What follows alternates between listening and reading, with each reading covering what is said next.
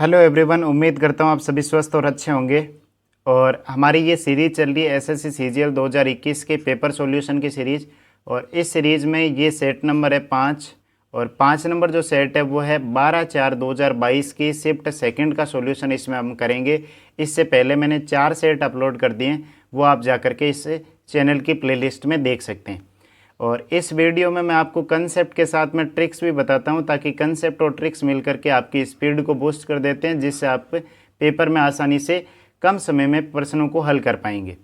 तो चलिए इस शिफ्ट का सॉल्यूशन करते हैं बिना टाइम वेस्ट किए हुए।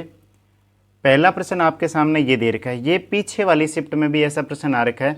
मैं सीधा आपको यहाँ पर जो फॉर्मूला है उसको लिख देता हूँ, a cube b cube c cube का, यानी a cube plus b cube plus c cube minus का 3abc इज इक्वल टू होता है a plus B plus C कोष्टक a square plus B square plus C square minus का ab plus B C plus C ए।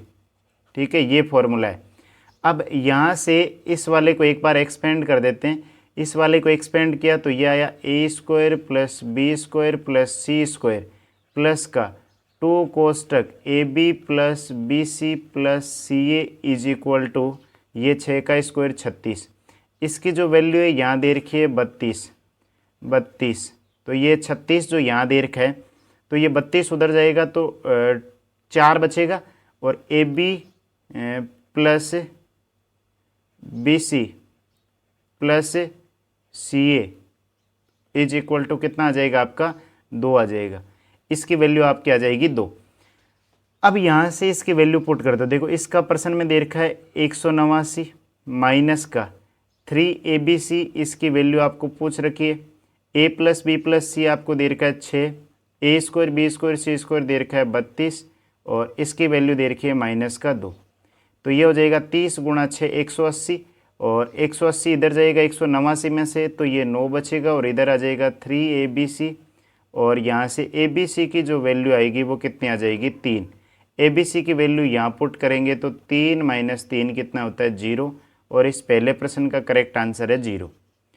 ये formula यही का यही question आपका इससे पिछली शिफ्ट में भी आया था, उससे पहले भी एक शिफ्ट में आ रखा है। अगला प्रश्न दे रखा है कि किन राज्य में युवाओं की संख्या 5 राज्यों में युवाओं की औसत संख्या से अधिक है। किस किस राज्य में? तो देखो युवा ये है 12 और 8 कितने हो गए 20 और 11 कितने हो गए 31.5 और 10 41.5 और 9 कितने हो गए 50.5 और इसमें भाग देंगे 5 का, तो ये हो जाएगा 10.1, यानी 10.1 से अधिक युवा कौन कौन से में? तो युवाओं की औसत संख्या से अधिक है तो एक तो है आपका किस में ए में, उसके बाद इसमें कम है, एक इसमें, फिर इसमें भी नहीं, इसमें भी नहीं, कौन सा हो गया ए और सी। यानी ए और सी 2 राज्य ऐसे हैं जिसमें युवाओं की औसत संख्या से ज़्यादा दे रखे हैं। अगले प्रश्न पर चलें। अगला प्रश्न है तीसरा, ए और बी ने क्रम से एक्स से वाई और वाई से एक्स के लिए अपनी यात्रा शुरू की। एक दूसरे को पार करने के बाद ए और बी ने अपनी यात्रा के शेष भाग को क्रम से 6 से 1/8 घंटे और 8 घंटे में पूरा किया। यदि ए की चाल 32 है तो बी की चाल कितनी होगी?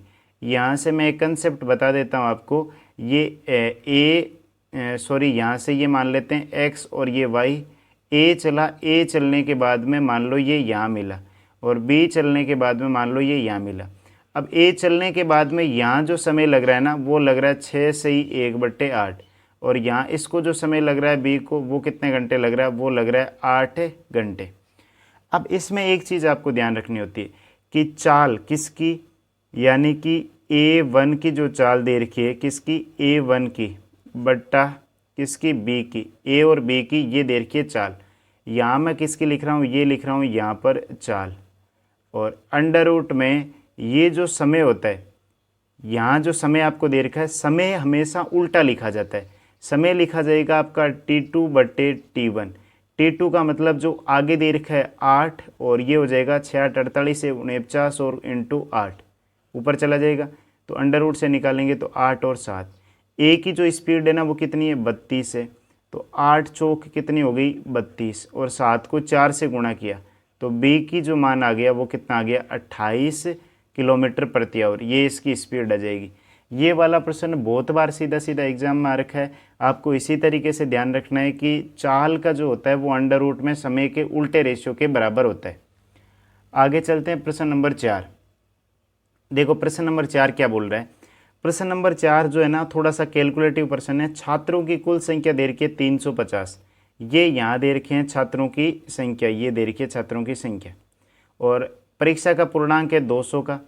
तो आपसे पूछा है गणित की परीक्षा का कक्षा औसत क्या है, औसत निकालना है।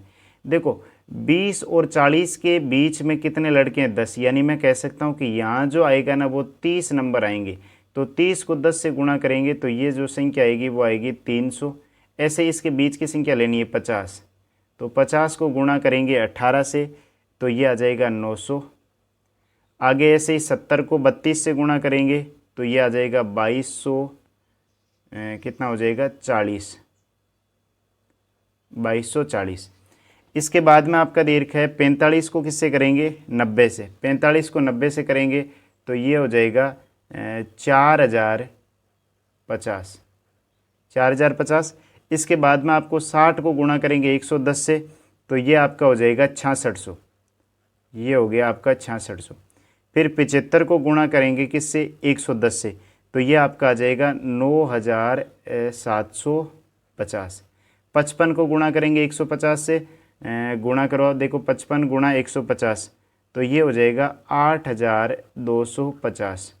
उसके बाद में 40 को गुणा करेंगे 170 से, 17 चौक 68 यानी कि ये हो जाएगा 6800। 15 को गुणा करेंगे 190 से तो ये आपका आ जाएगा 2850।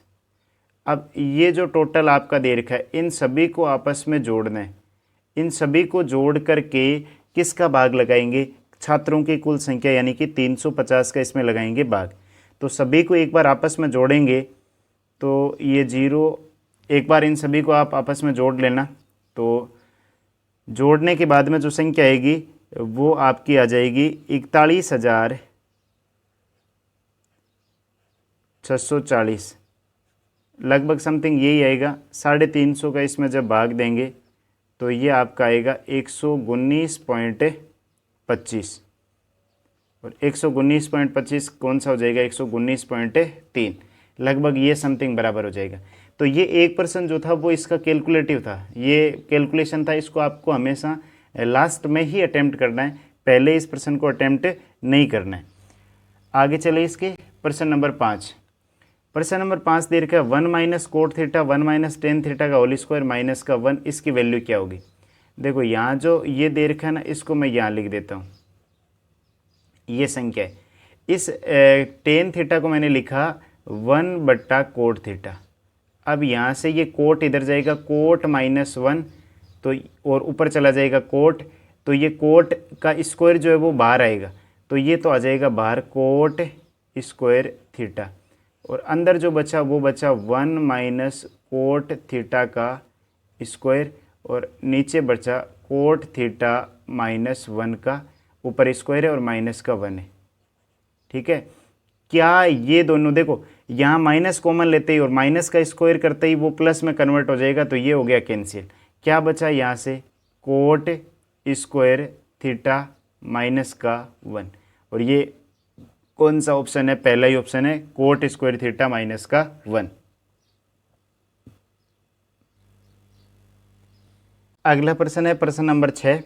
प्रश्न नंबर 6 आपका सिंप्लीफिकेशन का प्रश्न है, इसको सोल्व करते हैं। देखो सोल्व करेंगे तो पहले कोष्टक वाली संख्या को हल कर लेते हैं। यहाँ पर 3 में से ये 8 गया तो ये बचा -5, -5 ये हो जाएगा यहाँ पर +5।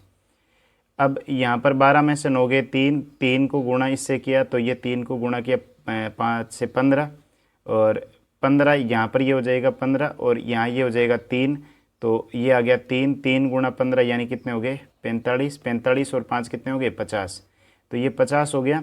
और 50 के बाद में इस भाग देंगे 25 का, तो 50 में 25 का भाग देते ही कितना आ जाएगा 2, और ये 40 है, 40 भाग 5 गुणा 2 यानी कि ये पहले ये गुणा होगा, तो 5 गुणा 2 10, तो 40 में 10 का भाग दिया 4, तो तो ये गुणा का निशान है, तो 4 गुणा 2 यानी 4 को 2 से गुणा किया तो क्या आंसर आ जाएगा आपका 8। तो इस 6 नंबर प्रश्न का आंसर आ जाएगा 8। पहले किसको हल करते हैं, ऑफ को हल करते हैं और उसके बाद में भाग को हल किया जाता है। आगे चले प्रश्न नंबर 7। तो ये बोल रहा है कुल कर्मचारियों की संख्या दे रखी है 24, तो किस कार्यालय में कर्मचारियों की संख्या कितनी है 600। तो ये दे रखा है 600 बट्टा 2400 गुणा, अब डिग्री में दे रखा आंसर तो डिग्री होती है 360, तो ये काटा किससे 4 से, 4 से ये कट जाएगा 90 डिग्री, और 90 डिग्री कौन से में, डी वाले में। तो इसका करेक्ट आंसर हो जाएगा ऑप्शन डी, या सॉरी ऑप्शन डी नहीं, ऑप्शन बी, बी में दे रखा आपका डी। अगला है ए और बी एक व्यवसाय शुरू करते हैं। ए कुल पूंजी का 33/1/3, इसका मतलब होता है कि ए कुल पूंजी का इतने % हिस्सा लगाता है, तो एक रुपये लगा रहा है, तो बी कितने लगा रहा है 2। बी शेष पूंजी निवेश करता है, वर्ष के अंत में इतना लाभ हुआ, तो बी का हिस्सा कितना होगा, तो बी का होगा 2/3 गुणा 162,30, 3 से काटा 5 3 15, 12 यानी 4, 54 को 2 से किया 108, और 108 आगे 30, तो ये इसका करेक्ट आंसर हो जाएगा। अगला प्रश्न 9 है, ए 25% भाग 15 दिन में पूरा कर सकता है। 25% अगर 15 दिन में कर रहा है, यानी कि तो 100% कितने में करेगा, 60 दिन में। तो ए जो है वो 60 दिन में किसी काम को पूरा करता है। मान लिया अब उसका काम ही 60 है, तो उसकी क्षमता कितनी आ गई, ए। एक दिन में एक काम करता है, उसने 15 दिन तक काम किया, तो 15 काम कर चुका है, यानी 15 दिन में 15 काम कर चुका है, तो कितना काम बचा, 45। फिर शेष काम को अकेले बी ने 30 दिन में पूरा किया, तो 45/30 यानी कितनी आ गई, 1.5 काम करने की क्षमता। ए और बी एक साथ मिलकर काम करते हुए उस काम का 50% भाग कितने समय में करेंगे। टोटल काम में 60, इसका 50% कितना हो गया, 30, और ये ए एक काम करता है और बी 1.5 करता है, दोनों मिलके करेंगे 2.5 काम। तो 2.5 का मतलब हो गया 5/2, तो ऊपर चला जाएगा 2, 5 से काटा 6, और 6 को 2 से गुणा किया कितने दिन, तो 12 दिन में इस काम को कर देंगे कंप्लीट। अगला प्रश्न है 10 नंबर। 6 घंटियाँ जो 3 4 6 7 8 और 12 सेकंड के अंतराल पर बजती है, एक साथ बजना शुरू करती है, कितने सेकंड के बाद वे फिर से बजेगी। इसका मतलब सभी का आपको क्या लेना है, एलसीएम। एलसीएम के लिए ध्यान रखो कि 2 की पावर सबसे ज़्यादा 8 में आ रही है, तो मैं यहाँ लिख देता हूँ 8। फिर 3 जो है वो सिर्फ यहाँ ही दिखाई दे रहा है, तो 3। फिर 5 कहीं आ नहीं रहा, फिर 1 आपको दिखाई दे रहा है 7। तो 7 21, 21 गुणा 8 यानी कितना आ जाएगा, 168। तो ये इसका करेक्ट आंसर हो जाएगा 168। अगला प्रश्न है, एक चतुर्भुज ABCD में कोण C और D के समद्विभाजक बिंदु E पर मिलते हैं।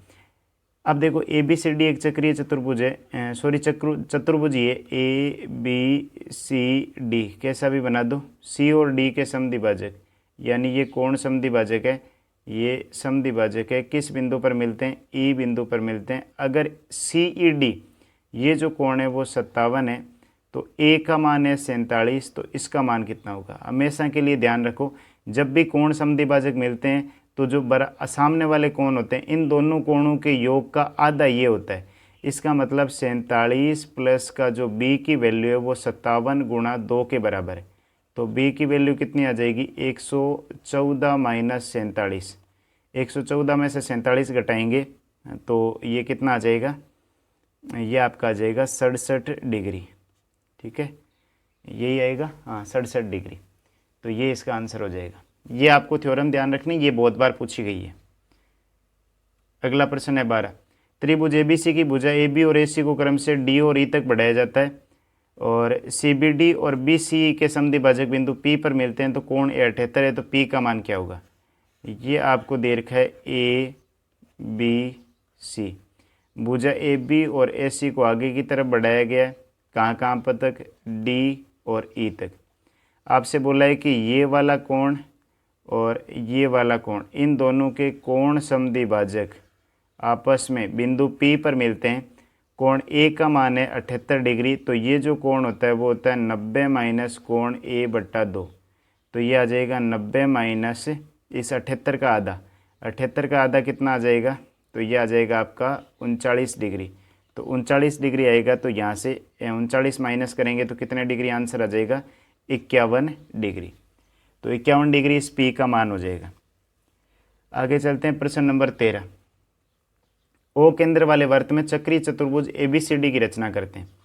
ये आपका ओ के अंदर वाला एक वृत्त है जिसमें एक चक्रीय चतुर्भुज ए बी सी डी मान लेते हैं। ये एक चक्रीय चतुर्भुज हो गया, मान लेते हैं A B C D, A B C और डी, और ये मान लेते हैं इसका ओ एक वृत्त का केंद्र है। ए और सी को ओ से जोड़ा जाता है। देखो ये ए को और सी को जोड़ दो, कैसे भी जोड़ दो आप, कोई इसमें फ़र्क नहीं पड़ेगा।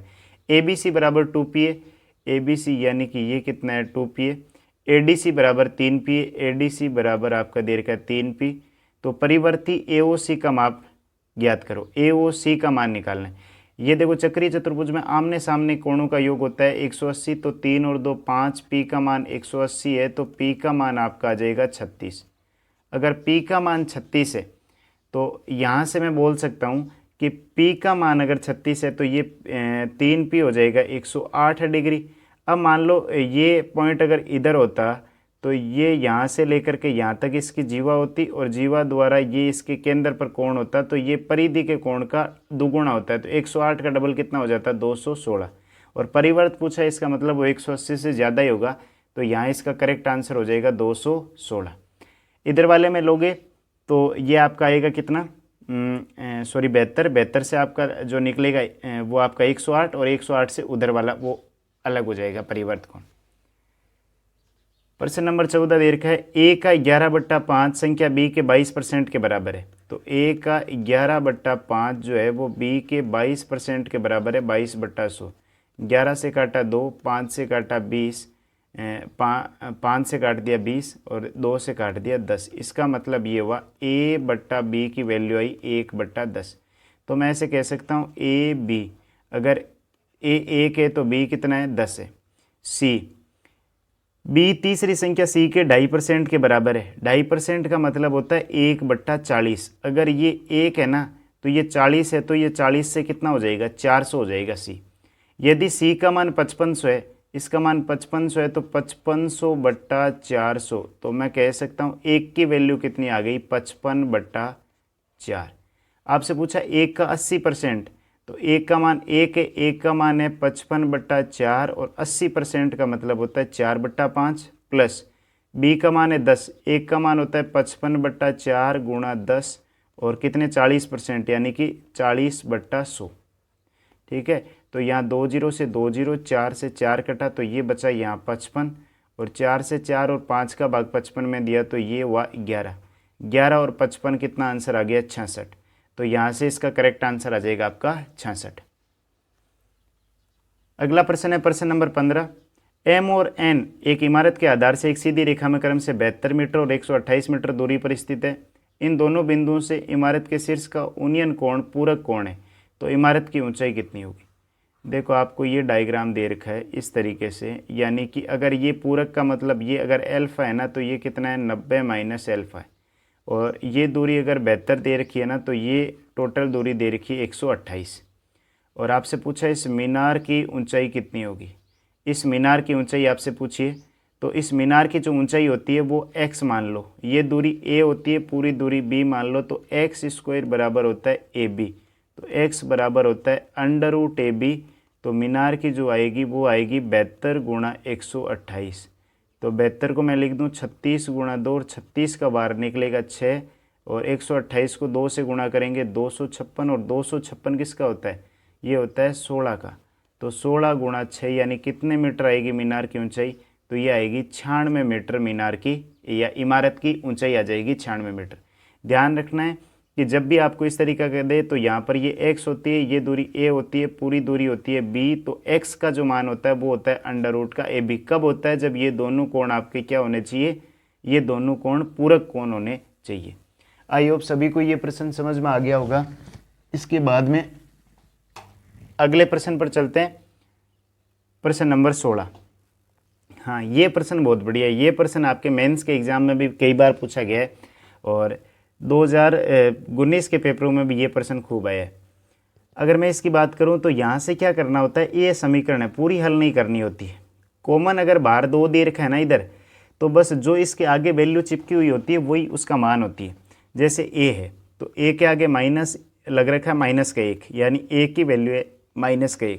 देखो यहाँ a के आगे कुछ भी नहीं है तो बट्टा में कुछ भी नहीं लिखना है।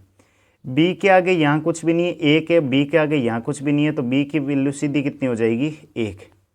सी की वैल्यू यहाँ से कितनी है, -28 है, -28, लेकिन यहाँ सी के कितना पीछे लग रखा है, 49, तो इसमें भाग दे दो 49 का, ये वैल्यू हो जाएगी। ए का मान -1, बी का मान +1, और यहाँ से -7 गुणा सी की जो वैल्यू है वो -28 गुणा 49, तो ये कट गया, माइनस माइनस प्लस हो गया, 7 का भाग 7 में, 7 का भाग 28 में, ये कितना आ गया, 4। तो यानी कि इस वाले 16 नंबर प्रश्न का करेक्ट आंसर क्या हो जाएगा, 4। ध्यान रखना होता है कि जो स्क्वायर में होती है वही संख्या आपको बट्टा में लिखनी होती है, और ये 2 आपका हमेशा इसमें बाहर कॉमन रखना है। 2 कॉमन रखने के बाद में जो संख्या इसके बगल में होती है वही उसका ऊपर लिखनी है और बाकी संख्या नीचे लिखनी है।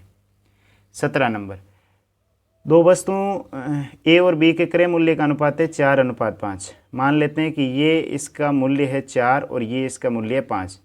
इन वस्तुओं को बेचते समय दुकानदार को वस्तु ए पर 10% लाभ, 10% का मतलब हो गया 0.4, यानी इसको बेचा 4.4 में, और बी पर 20% लाभ, 20 का मतलब इसका 1 यानी कितने में बेच दिया, इसको 6 में।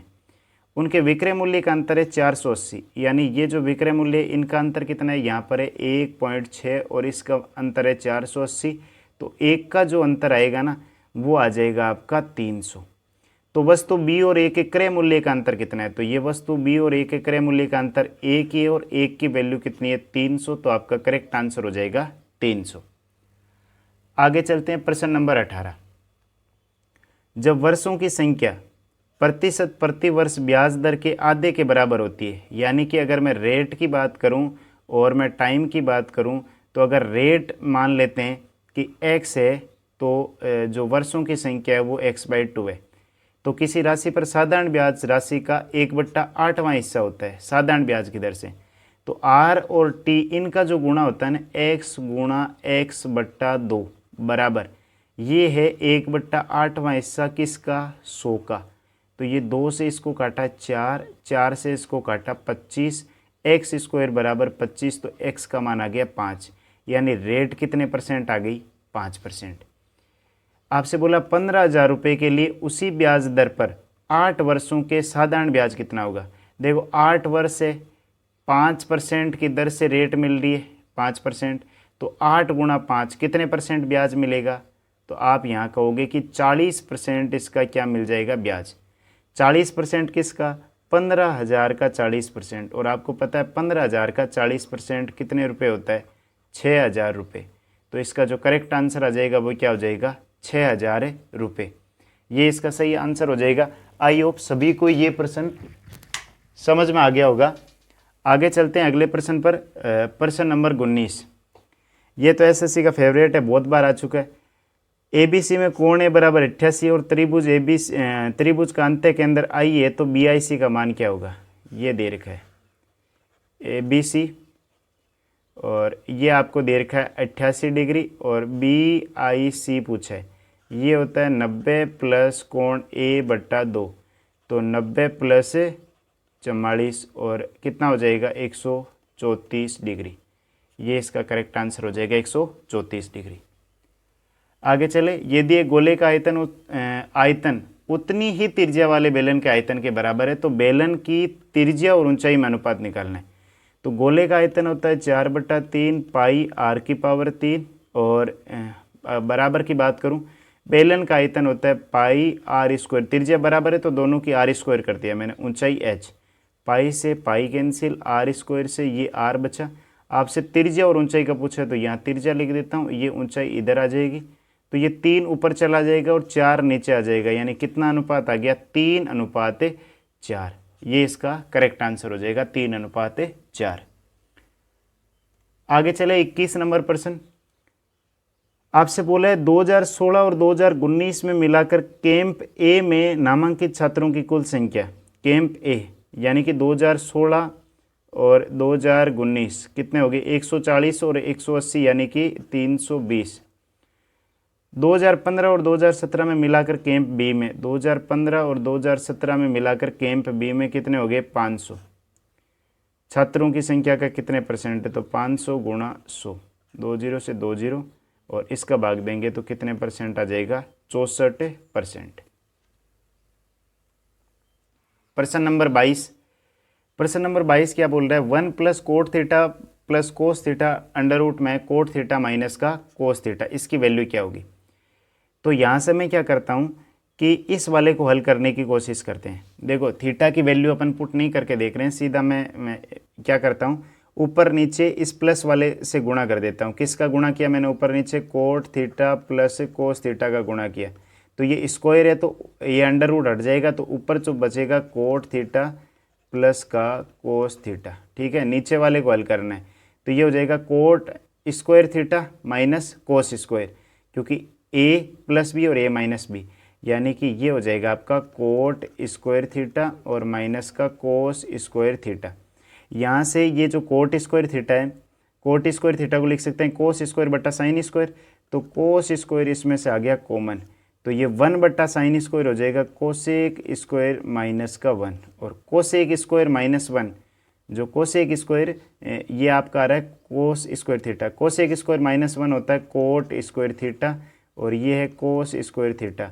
जब इसके ऊपर अंडर रूट लगा, अंडर रूट हटते ही नीचे क्या आ जाएगा, ये कोस थीटा कोट थीटा, और 1 प्लस में इधर है ही, एक बार कोट में इस कोट का भाग जगह कोट कट जाएगा, 1 बट्टा कोस, और 1 बट्टा कोस आपका होता है सेक थीटा, प्लस कोस से कोस कटेगा, 1 बट्टा कोट बचेगा, और 1 बट्टा कोट होता है टेन थीटा, तो ये इसका आंसर हो जाएगा 1 प्लस सेक थीटा प्लस का tan theta, 1 plus sec plus tan theta.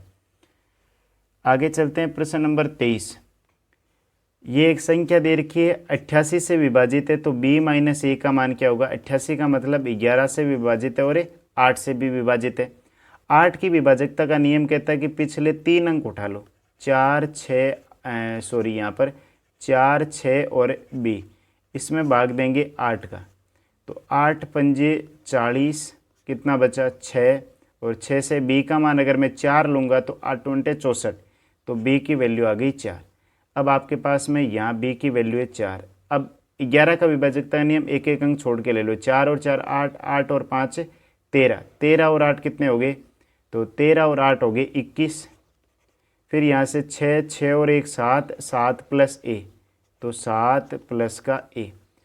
अब यहाँ मैं a की जगह अगर 3 रख देता हूँ, तो 7 और 3 10, 21 में से 10 गया तो 11, और 11 11 से विभाजित होता है। इसका मतलब यहाँ a की वैल्यू 3 है और b की वैल्यू 4 है, तो यहाँ रख दो 4 माइनस का 3, यानी क्या बचा 1, और यही इस प्रश्न का आंसर है 1।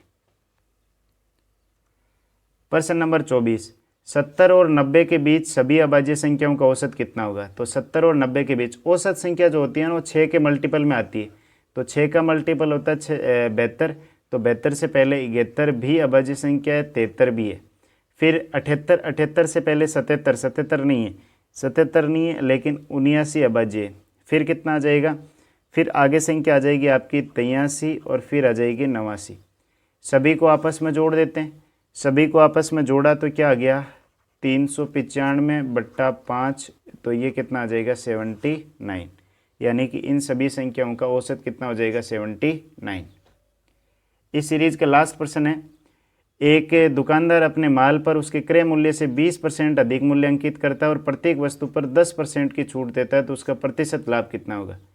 देखो जैसे कोई वस्तु का क्रय मूल्य 100 था, 20% अधिक अंकित किया 120 कर दिया, फिर इस पर 10% की छूट दी, इसका मतलब कोई वस्तु 10 की थी उसको बेच दिया 9 में, तो 10 से 10, 12 को 9 से गुणा किया 108 बट्टा 100, यानी कि लास्ट में आपका मूल्य बचा कि 100 की वस्तु 108 में बेची, तो आपको कितने % का लाभ होगा, 8% का लाभ होगा, और यही इस प्रश्न का आंसर है 8%। तो आई होप सभी 25 के 25% आपको समझ में आ गए होंगे, और ये अपना सेट नंबर जो है वो 5 है। और अगर ये वीडियो आपको पसंद आ रहा है तो वीडियो को लाइक कर दीजिए, अगर आप चैनल पर नए हैं तो चैनल को सब्सक्राइब कर दीजिए। Thanks for watching this video.